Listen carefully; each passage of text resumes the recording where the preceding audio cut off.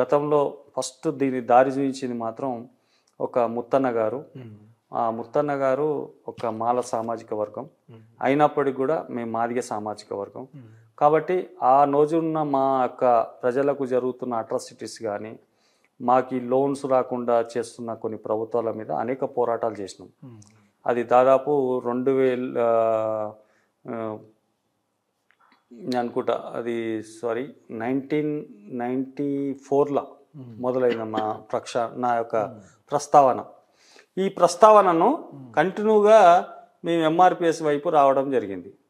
అంటే మాల మాదిగల మధ్యలో ఉన్న ఒక భిన్నాభిప్రాయాలని దీన్ని కూడా మీరు సరి చేసుకొని మరి అన్ని వర్గాలకు బాబాసాహెబ్ అంబేద్కర్ ఇచ్చిన రిజర్వేషన్ను సమతుల్యంగా అందరికి పంచుకొని తీసుకోవాలి. కాబట్టి ఒక వర్గం వాళ్ళే దోపిడీ చేస్తున్నా అనేది ఆనాడు పెద్ద ఎత్తున దీని ప్రచారంలోకి వచ్చింది. వాస్తవాలు కూడా అది ముందుకు అదే ఉంది. కాబట్టి దాని మీద ఉషామైరా కమిషన్ పడ్డది, దానికన్నా లోకూర్ కమిషన్ పడ్డది. దాని తర్వాత అనేక పోరాటాల్లో మందకృష్ణ మాదిగతోని ప్రయాణం చేయడం. ఆ ప్రయాణం చేస్తున్న నేను ఎంఆర్పిఎస్లో పొలిట్ బ్యూరో మెంబర్ చేసిన, స్టేట్ వైస్ ప్రెసిడెంట్ చేసిన, హైదరాబాద్ జిల్లా గ్రేటర్ హైదరాబాద్ అధ్యక్షుని 2009 వరకు చేసిన.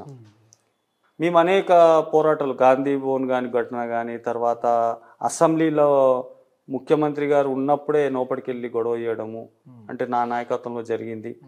అనేక ధర్నాలు, అనేక రస్తారోకలు, అనేక కార్యక్రమాలు, కొన్ని వేల కార్యక్రమాలు రాత్రు పగలు తిరిగినాం. కాబట్టి మా వర్గాలను మేలుకొనపడానికి ఎన్నో పనులు చేసినాం. కాబట్టి ఆ గుర్తింపుతోనే మళ్ళీ నేను కాంగ్రెస్ పార్టీకి 2009లో రావడం జరిగింది. అప్పటి నుంచి నా గురువు దామోదర్ రాజనరసింహన్ మెడికల్ హెల్త్ మినిస్టర్ గారు, అప్పట్లో ఆయన ఉప ముఖ్యమంత్రిగా ఉండే. కాబట్టి ఆ అన్నగారి ద్వారానే నేను రాజకీయాలకు ప్రస్తావన ఇచ్చాను. ఆ తర్వాత కాంగ్రెస్ పార్టీ గ్రేటర్ హైదరాబాద్లో జనరల్ సెక్రటరీగా పనిచేసిన తర్వాత మొన్న ఎన్నికల్లో కూడా రేవంత్ రెడ్డి గారు ముఖ్యమంత్రిగా అయ్యే ముందు కూడా నేను ఖైరతాబాద్లో బాధ్యత తీసుకొని మా పీజీఆర్ కూతురు విజయరెడ్డి గారిని గెలిపించడానికి నేను క్యాంపెయిన్ చేసిన, మొదటి వరుసలో క్యాంపెయిన్ చేసిన. కాబట్టి ఇప్పుడు ఆ తర్వాత కూడా మొన్న దానం నాగేందర్కు టికెట్ ఇస్తే కూడా ఎంపీ గురించి ఆయనకు పనిచేసిన. ఇప్పుడు కంటిన్యూగా దామోదర్ రాజనరసింహ గారితోనే ప్రస్తావన జరుగుతూ ఉంది, ఆ ప్రయాణం జరుగుతుంది. కాబట్టి ఈ బడుగు బలిహీన వర్గాల యొక్క ఆశయం ఏదైతే మాలో వాళ్ళకు అధికారం కానీ, వాళ్ళ కష్టాలు వచ్చినప్పుడు ఆదుకోవే విషయంలో కానీ, అన్ని విషయంలో ముందుండి పోరాటం చేసిన దాంట్లో విజయ్ కుమార్ ఎప్పుడు ముందుకే ఉంటారు. సరే అన్న, శ్రీ దామోదర రాజనరసింహ గారితో మీకు ఏదన్నా మరపురాని సంఘటనలు చెప్పండి.